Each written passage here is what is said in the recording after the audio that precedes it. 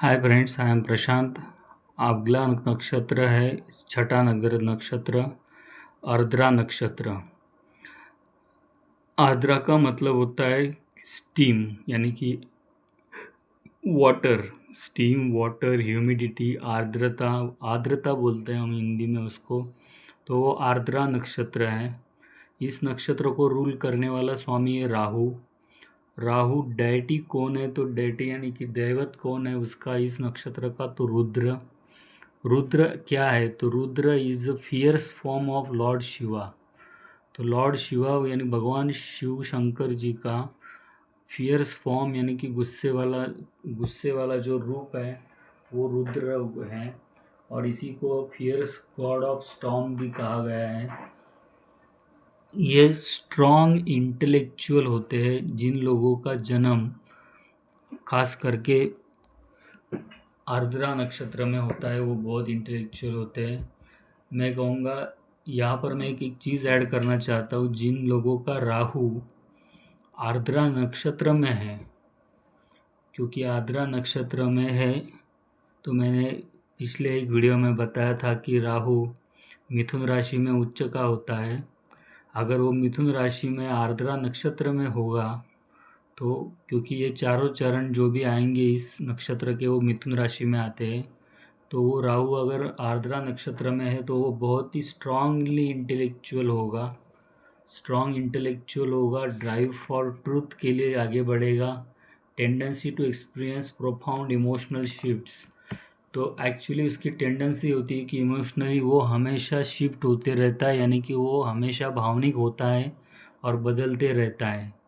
इसका राहु का जो नेचर है वो सब इसमें इंक्लूडेड है। रुद्र उसका डेटी है और सिंबल है टीयर ड्रॉप्स, आँखों से निकलने वाले आंसू, ये सिंबल है। तो आँखों से निकलने वाले आंसू रिप्रेजेंट क्या करते हैं? तो वो रिप्रेजेंट करते हैं सॉरो, क्लींसिंग एंड रीजनरेशन। दुख रिप्रेजेंट करते हैं और क्लींसिंग का मतलब है सफाई। जो एक तरह से दुख को हम दूर करते हैं तो अंदर से सफाई होती है। रीजनरेशन होता है यानी कि नया कुछ हम फिर से नया कुछ बनाते हैं। तो ये नक्षत्र में राहु अगर है तो वो राहु बहुत ही इंटेलेक्चुअल और इंटेंस होते हैं। वो पर्सन एक्चुअली इंटेलेक्चुअल और इंटेंस होता है, राहु तो होती ही है। और इंटेलेक्चुअल और इंटेंस होते हैं। ट्रांसफॉर्मेटिव लाइफ पाथ मतलब क्या है कि वो अपने ज़िंदगी का जो लाइफ पाथ है यानी कि ज़िंदगी की दिशा है या अपनी ज़िंदगी जिस डायरेक्शन में जा रही है उसको ट्रांसफॉर्मेटिव यानी कि चेंज करवा सकते हैं खुद के बलबूते पर। इमोशनल एक्सट्रीम्स होते हैं।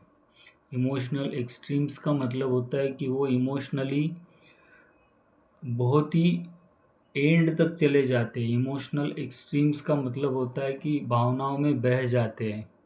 रेबेलियस मतलब वो आवाज़ उठाना उनको पसंद होता है। किसी गलत चीज़ के विरुद्ध में आवाज़ उठाएंगे, रेबेलियन टाइप रहते हैं।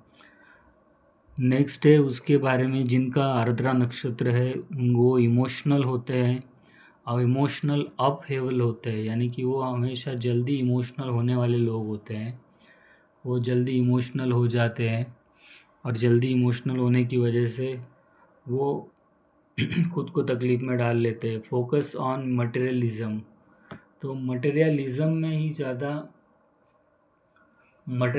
का मतलब है भौतिक वस्तुओं में उनको ज़्यादा इंटरेस्ट रहता है। भौतिक वस्तु यानी कि लग्जरियस लाइफस्टाइल चाहिए होती है या फिर जो भौतिक चीज़ें आसपास दिखाई दे वो उनके उसमें इंटरेस्टेड होते हैं। Frustration is a important thing.